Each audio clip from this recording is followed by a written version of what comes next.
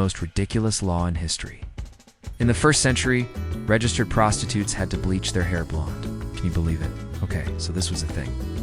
The year was 45 BC, and if you were a woman working as a prostitute in the city of Rome, you had to make sure your hair was bleached a very specific shade of blonde. It didn't matter if your natural hair color was black, brown, red, green, whatever. You had to dye it blonde. Not just any blonde, mind you, but a very specific shade of blonde. It had to be the color of the Roman emperor's wife at the time, Julia Maesa. And the reason for this, apparently, was that the Roman Senate was worried that the women were getting a little too much power, because men were more attracted to them than to regular women. So they figured they'd detone down the competition by making it illegal for prostitutes to have dark hair. Prostitutes who didn't bleach their hair were fined heavily, and apparently the fines were so steep that many of them took up permanent residence in the brothels. Why does this make no sense?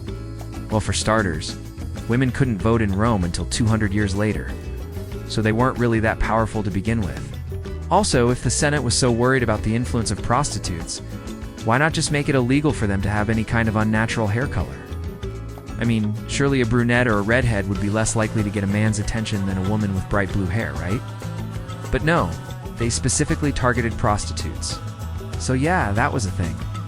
And if you know of any other ridiculous laws from history, be sure to share them below. So please follow the channel.